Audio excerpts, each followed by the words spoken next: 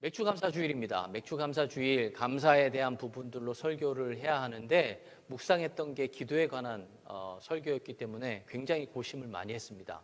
그러면 서두에 들어가는 예화는 좀 감사에 대한 부분들로 해야 되는데 어떤 걸로 하면 좋을까 고민하고 있는데 마침 정태기 목사님, 정태기 교수님이죠. 정태기 교수님이 쓴 책이 생각났습니다. 당신은 혼자가 아닙니다 라는 책이었습니다. 거기를 보면 나병 환자에 대한 이야기가 거기 안에 소개되고 있는데 이 교수님이 자기 스스로가 굉장히 원망이 많이 쌓이고 있는 그런 상황 가운데 끊임없이 이 마음 가운데 어려운 부분들이 있을 때 이 교수님이 나병 환자촌, 나환자촌으로 가게 됐어요. 거기서 이제 찬양을 하고 통성으로 기도하는 시간이 됐는데 기도가 되지를 않는 거예요. 왜요? 마음에 원망이 막 가득 쌓이다 보니까 기도를 해야 되는데 입술을 열지 못하는 거죠. 근데 갑자기 뒤에서 자신의 가슴을 후벼 파는 그런 기도의 내용들이 들려지더라는 겁니다. 뭐냐면 하나님 참 감사합니다. 너무 감사합니다. 그러면서 하는 얘기가 하나님이 이 은혜를 어떻게 다 갚을런지요. 어떻게 다 갚을런지요. 그래서 이 교수님이 뒤를 쳐다보니까 얼굴이 다 문드러져 있더라는 거죠. 예배를 마치고 나서 그 나병 환자에게 가서 물어봤습니다. 아니 뭐가 그렇게 감사하십니까? 그랬더니 이 나병 환자가 하는 말이 이 나병에 걸리고 나니까 피부치도 다 소용이 없더라는 거예요. 다 떠나가더라는 것입니다. 그렇게 가까이 지냈던 친구들도 다 외면하고 떠나가더라는 겁니다. 결국 이 소록도에 있는 나병 환자촌으로 오면서 이제 나 혼자구나라고 생각하는 그때 뒤에서 누군가가 자신을 함께 걸어가더라는 거예요. 돌아서 보니까 그게 바로 예수님이었다는 것입니다. 예수님이 자신에게 또 다른 희망을 주시는데 다시 살 수 있는 희망을 주시더라는 것입니다. 그것을 깨닫게 된 후부터 입술만 열면 하나님 감사합니다. 하나님 감사합니다. 이 은혜를 어떻게 갚을런지요. 라는 말들이 끊임없이 터져 나오는 그런 삶을 살아가고 있다라고 이야기를 합니다.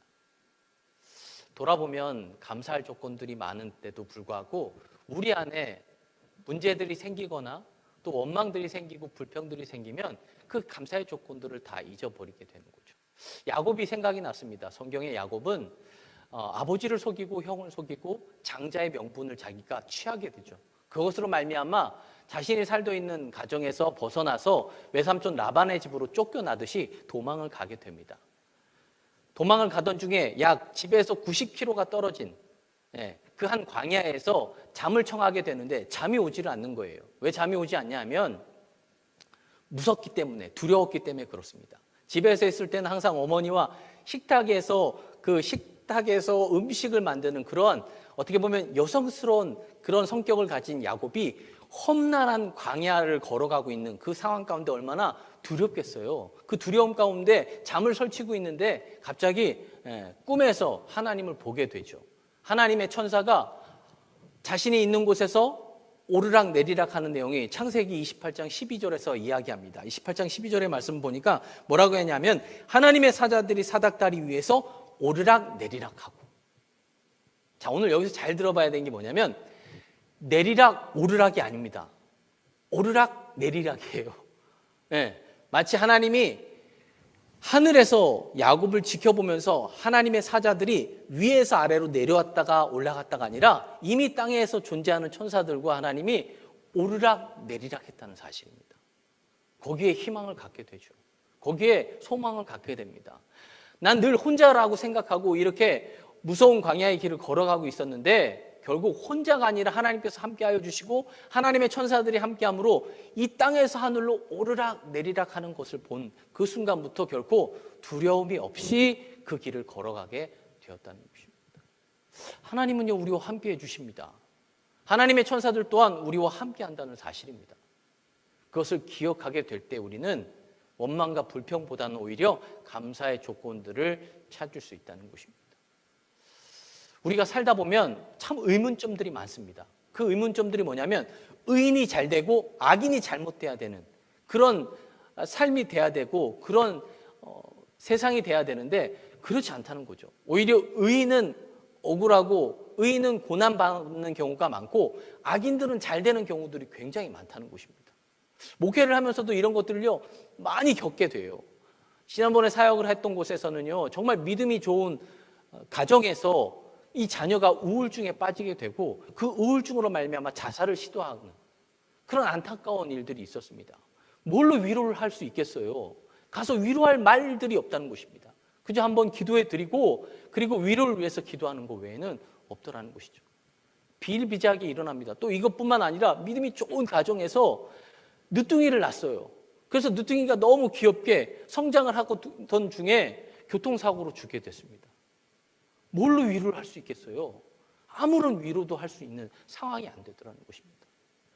목회를 하면서 이랬으면 얼마나 좋을까라는 생각을 갖게 돼요. 뭐냐면 정말 믿음 생활을 잘하는 분이 너무 많은 복들을 받는 거죠.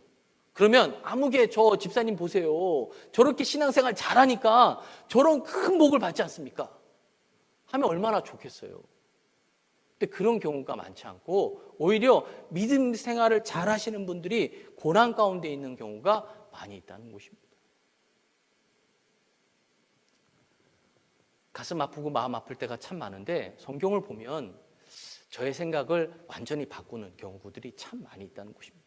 예를 들어 아브라함을 생각해 보세요. 믿음의 조상이지만 아브라함이 하나님의 말씀을 순종하고 75세에 자기가 살던 곳을 떠나서 하나님이 약속한 그 가나안 땅, 젖과 꿀이 흐르는 땅으로 제일 처음에 도착했을 때 이 아브라함에게 찾아오는 것은 복이 아니라 고난이었다는 것입니다. 가뭄이라고 하는 고난으로 말미암아 거기서 애굽으로 내려가는 그런 모습을 우리가 성경을 통해서 보게 된다는 것이죠.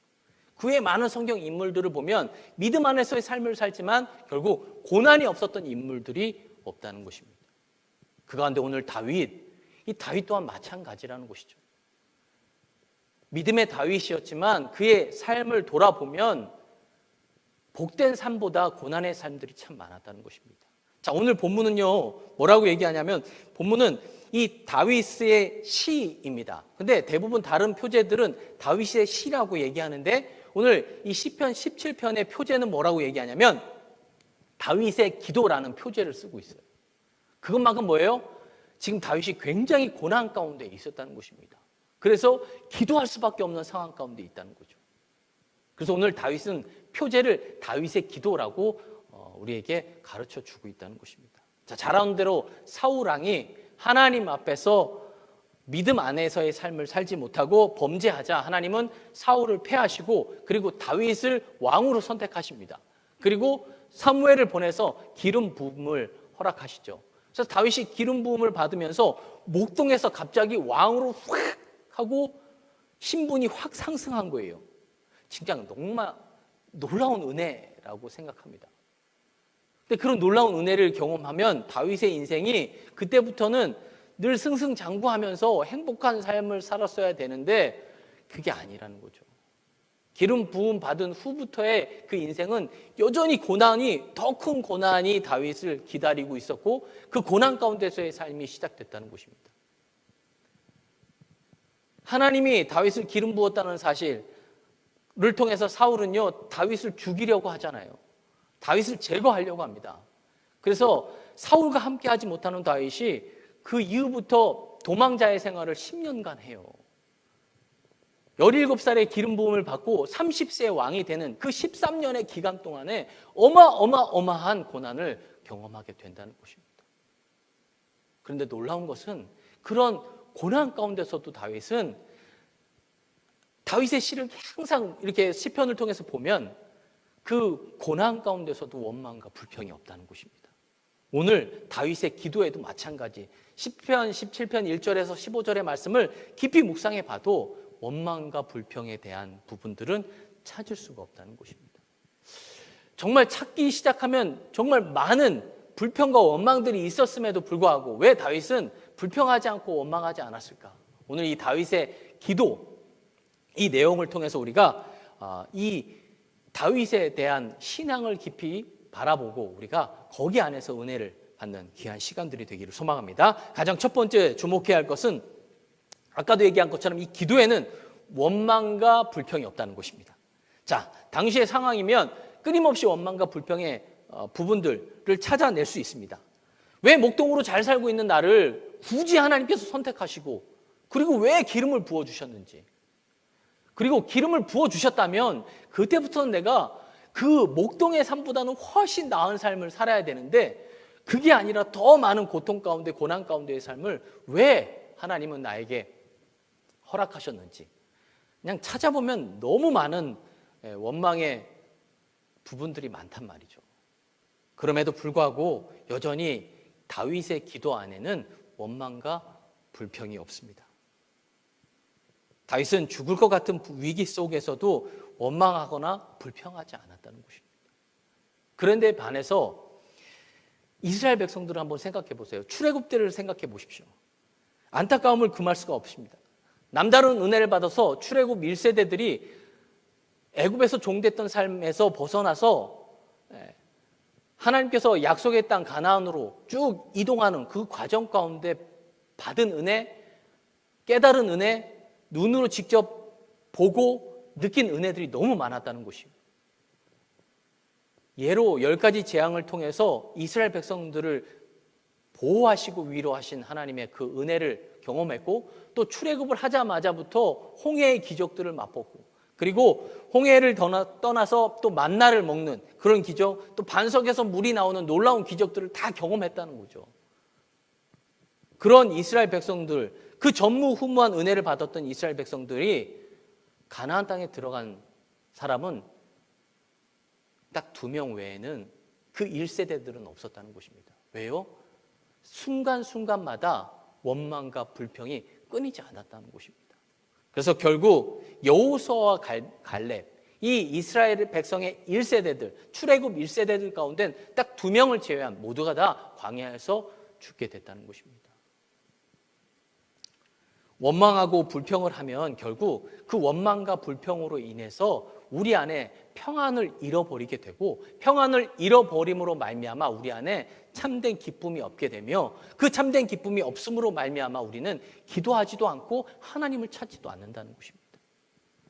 결국 이 이스라엘의 1세대들, 출애굽 1세대들은 원망과 불평이 쌓임으로 말미암아 영적으로 문란해졌고, 그리고 더 기도하지 못하는 삶을 통해서 결국 하나님께서 준비하고 예비하신 땅으로 들어가지 못했다는 사실입니다. 우리 민족에게도 마찬가지죠. 일제강점기 때의 아픈 역사, 이 역사 가운데 보면 많은 청년들이 이 일본에게 나라를 빼앗긴 이후부터 원망과 불평이 많았다는 것입니다. 그 원망과 불평 가운데는 힘없이 나라를 뺏긴 왕실을 원망했고, 그리고 나라를 팔아먹은 데 앞장섰던 매국노들에 대한 불평과 원망이 극에 달했다는 것입니다. 그래서 결국 잘 살아보려고 노력하지 않았다는 거예요. 왜요? 자신들이 노력하면 할수록 일본만 더 많이 잘 살게 된다는 생각 때문에 결코 자신의 삶을 포기하면 포기했지 노력하지 않는 청년들의 모습, 그런 모습들이요 많이 나타났다는 것입니다. 그런 상황 가운데 그리스도인이자 애국지사인 도산 안창호 선생님께서 그 청년들, 타락한 청년들을 통해서 이렇게 외쳤다고 하죠. 그게 뭐냐면, 원망하지 말라. 배우고 힘쓰면 반드시 광복은 온다. 그러면서 무실역행이라는 것을 강조했습니다. 실질은 중요시하고 실천에 힘쓰자는 것입니다. 오늘 본문이 보면 다윗이 그랬습니다. 의인으로서 고난을 겪으면서도 원망하거나 불평하지 않았다는 것입니다. 대신 더 열심히 하나님께 나아가려고 힘썼고, 더 간절히 기도하려고 힘썼던 사람이 바로 다윗이었다는 것이죠. 오늘 우리도 마찬가지입니다. 신앙생활을 하던 중에 우리에게 찾아오는 고난들이 참 많아요. 생각지 못한 고난들이 많습니다. 원하지 않은 고난들도 우리에게 찾아오게 된다는 것입니다. 그럴 때 끊임없이 우리가 기억해야 할 것은 원망보다는 기쁨과 감사에 대한 부분들이 더 많아져야 된다는 것이죠. 이 고난을 통해서 하나님께서 베푸실 은혜가 무엇인지를 기대해야 된다는 것입니다. 그러면 오히려 원망하기보다 감사할 수 있는 삶을 살아갈 수 있음을 기억하시고, 더 간절히 하나님 앞에 기도하고 하나님께 감사할 수 있는 여러분들의 삶이 되시기를 주님의 이름으로 축원합니다. 두 번째로 우리가 기억해야 할 것은, 오늘 다윗의 기도를 통해서 다윗은 자신을 살피려고 무척이나 애를 쓰고 노력했다는 것입니다. 자, 1절의 말씀 보세요. 거짓되지 아니한 입술에서 나오는 나의 기도에 귀를 기울이소서. 2절 봅니까? 주께서 나를 판단하시며 주의 눈으로 공평함을 살피소서. 또 3절 말씀, 나를 감찰하셨으나 흠을 찾지 못하셨사오니. 4절의 말씀, 나는 주의 입술의 말씀을 따라 스스로 삼가서 포악한 자의 길을 가지 아니하셨사오며. 자, 5절 말씀 보세요. 나의 걸음이 주의 길을 굳게 지키고 실족하지 아니하였나이다. 자, 오늘 1절부터 5절의 말씀을 보면 자칫 교만하다고 생각할 수 있어요. 그렇게 오해할 수 있습니다. 지금 계속해서 어려운 상황 가운데서도 다윗은 이렇게 하나님의 말씀을 지켰고 이렇게 행동했다라는 것을 설명해 주고 있잖아요. 자칫 잘못하면 정말 너무 교만하다라고 생각할 수 있지만 그게 아니라는 것입니다. 다윗이 그냥 한 말이 아니라 자신을 철저하게 살피고 확인한 후에 하는 말이라는 거예요. 자, 그러면 다윗은 왜 하나님께 이런 말씀을 드리고 있냐는 거죠. 다윗은 고난이 다가오자 깊이 그리고 많이 생각했다는 것입니다. 왜 이런 고난이 나에게 찾아왔을까? 왜 이런 고난이 나에게 지금 일어나고 있을까? 혹 내 죄와 허물 때문은 아닐까라는 생각들을 했다는 것입니다. 그리고 다시 한번 내 자신을 깊이 살폈다는 겁니다. 성찰했다는 겁니다. 혹시 내가 말씀에 순종하지 못한 부분들이 있었나? 아니면 내가 때로는 이 고난 가운데 하나님께 생각하지 못한 원망들을 쏟아낸 적이 있었나? 자신을 계속해서 성찰하고 살폈다는 것입니다. 내 죄 때문에, 내 허물 때문에 그랬다면 철저하게 그것을 회개하기 위해서 자신을 살피고 성찰했다는 것이죠. 다윗은 고난 중에서도 자신을 깊이 살펴봤다는 것입니다. 사람들이 의롭게 살았는데도 고난이 닥치게 될 때는 더 의롭게 살아야 되는데 그렇지 않다는 것이죠. 의롭게 살려고 노력하는데 고난이 찾아오면 내가 이렇게 의롭게 살려고 노력했는데 왜 이 고난이 찾아왔지? 라면서부터 그 의로운 삶을 포기한다는 것입니다. 그리고 기도하기를 멈춘다는 거예요. 기도하면 뭐해? 의롭게 살면 뭐해? 결국 나에게는 이렇게 고난이 찾아오는데 이게 잘못된 삶이라는 것입니다.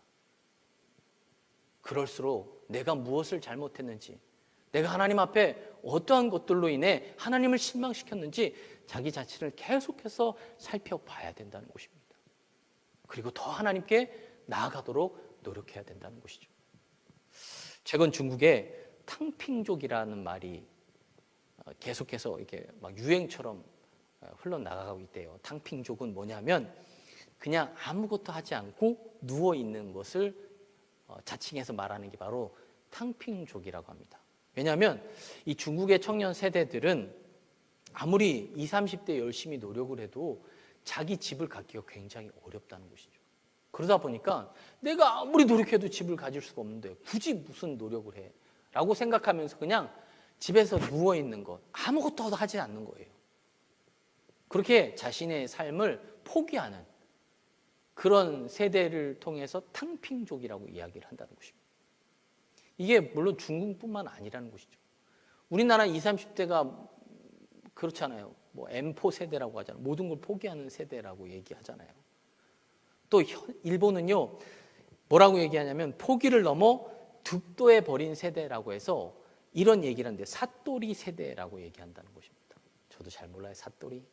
근데 뭐냐면 아무리 해도 되지 않을 때 될 대로 되라는 식으로 자기 인생을 포기하는 부분들로 탕핑, M4, 사또리 세대라고 부른다는 거죠. 영적으로도 마찬가지입니다. 의인이 고난을 당할 때 영적 탕핑족이 되는 사람들이 있다는 겁니다. 내가 열심히 하나님의 일들을 하고 열심히 기도를 하고 열심히 봉사를 하고 열심히 말씀대로 순종하기 위해서 노력을 했는데도 불구하고 내 삶이 여전히 힘들고 어려울 때, 이럴 때 영적인 침체가 오게 되고 결국 모든 것들을 포기하게 된다는 거예요. 그래서 교회를 떠나게 되고 신앙을 떠나게 되는 그런 부분들이 많이 일어나고 있다는 것입니다. 우리가 이런 것을 경계해야 된다는 것입니다. 오늘 다윗처럼 자신을 살피는 일들을 끊임없이 해야 된다는 겁니다. 왜 나에게 이런 고난이, 왜 나에게 이런 어려운 문제들이 찾아왔는가를 깊이 묵상하다 보면 하나님의 뜻을 헤아릴 수 있고 포기가 아니라 오히려 더 하나님께 가까이 나아가 기도할 수 있는 그런 영적인 힘이 생길 수 있음을 다시 한번 기억하시고 오늘 다윗과 같이 자신을 잘 살필 수 있는 여러분들의 삶이 되시기를 주님의 이름으로 축원합니다. 자, 마지막으로 다윗의 기도 안에는 믿음으로 드리는 기도였다는 사실입니다. 자, 7절을 보니까 주께 피하는 자들을 그 일어나 치는 자들에게서 오른손으로 구원하시는 주여 주의 기이한 사랑을 나타내소서라고 기도하고 있다는 것이죠. 주님께서 주께 피하는 자들을 사랑하셔서 구원하신다는 사실을 철저하게 오늘 믿고 있는 다윗의 신앙을 볼 수가 있습니다. 또 15절의 말씀 보니까 이렇게 기도를 마치죠. 나는 의로운 중에 주의 얼굴을 배우리니 깰 때에 주의 형상으로 만족하리이다. 자기가 계속 의로운 삶을 살아가면 자신을 구원하시는 주님의 얼굴을 뵙게 될 것이라고 확실하게 믿는다는 사실로 이 시편 17절을 마무리하고 있다는 것입니다. 자, 오늘 다윗은 깊은 고난 중에서도 결코 믿음을 잃지 않는 그 모습을 우리에게 보여주고 있다는 것이죠.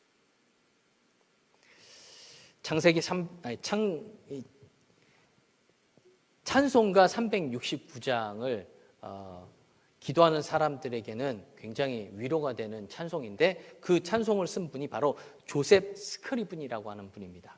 자, 이분은요 기막힌 고난과 아픔이 있었던 분이세요.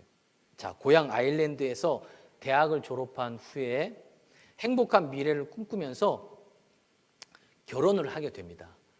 이제 결혼할 사람과 이제 결혼 날짜를 해놓고 약혼을 한 후에 결혼 날짜 며칠을 남겨놓고 이 결혼할 여자, 즉 약혼자가 자신의 집으로 오는 도중에 말을 타고 오는데 말에서 떨어져서 강물에 빠져 죽게 돼요. 그 충격에 휩싸여서 결국 고향 아일랜드를 떠나서 캐나다 쪽으로 자리를 옮기게 되죠. 거기에서 생활을 하다가 이제 조금 정리가 돼서 마음이 조금 이제 안정이 된 그 후에 이 캐서린 로체라고 하는 아가씨를 만나게 되고 사랑에 빠지게 됩니다. 그리고 결국 결혼까지 약속을 하고 약혼을 하게 돼요. 근데 약혼을 한 뒤 4개월 동안 이 아가씨가 폐렴을 앓게 되고 결국 세상을 떠나게 됩니다. 두 여자를 잃어버린 거예요. 두 번의 결혼을 앞두고 큰 아픔을 겪게 된 것이죠. 그런데 거기에서 끝이 아니라 그 어머니가 위독한 중에 있다라는 소식을 듣게 되는데 아일랜드로 갈 수 있는 그 상황이 되지 않아서 눈물 뿌려 기도하는 중에 하나님께서 그 마음을 위로해 주시기 시작했고 결국 그 마음 가운데 하나님의 음성을 듣게 됩니다. 그러면서 어머니에게 쓴 편지 그 내용이 오늘 찬송가 369장에 대한 내용이었습니다. 그 가사가 그렇습니다. 죄짐 맡은 우리 구주 어찌 좋은 친구인지 걱정 근심 무거운 짐 우리 주께 맡기세. 주께 고함 없는 고로 복을 받지 못하네. 사람들이 어찌하여 아랠 줄을 모를까. 근심 걱정 무거운 짐 아니 진짜 누군가. 피난처는 우리 예수 주께 기도드리세. 세상 친구 멸시하고 너를 조롱하여도 예수 품에 안기어서 참된 위로 받겠네. 원래는 제가 찬양을 하려고 했는데 여러분들의 얼굴을 보니까 내가 하다가 몰매를 맞을 수도 있겠다는 생각이 들어요. 그래서 가사를 읽어드렸습니다. 고난 중에서도 여전히 주님께 믿음의 기도를 드리는 이 찬송가 369장의 이 내용처럼 우리도 마찬가지라는 것이죠. 여전히 우리는 신앙생활을 하면서 고난을 겪게 돼 있고 앞으로도 고난을 겪을 것입니다. 근데 그 고난 가운데서도 여전히 하나님께서 우리에게 원하시는 것은 그 원망과 불평이 아니라는 것이죠. 그 고난 가운데서 하나님께서 주시는 놀라운 뜻이 무엇인지를 분별하는 것입니다. 그래서 원망 없는 삶, 자신을 스스로 좀 돌아보고 살피는 삶, 그리고 믿음이 흔들리지 않고 살아가는 믿음의 삶을 살아가는 우리의 모습을 하나님은 기대하고 있다는 것입니다. 다시 한번 다윗을 통해서 원망 없는 그런 삶을 살아갈 수 있는 여러분들이 되기를 소망하고, 자신을 좀 돌아보고 살피는 삶, 그리고 더 나아가 오늘 믿음으로 드리는 기도를 통해 하나님 앞에 더 가까이 나아갈 수 있는 여러분들의 삶이 되시기를 주님의 이름으로 축원합니다.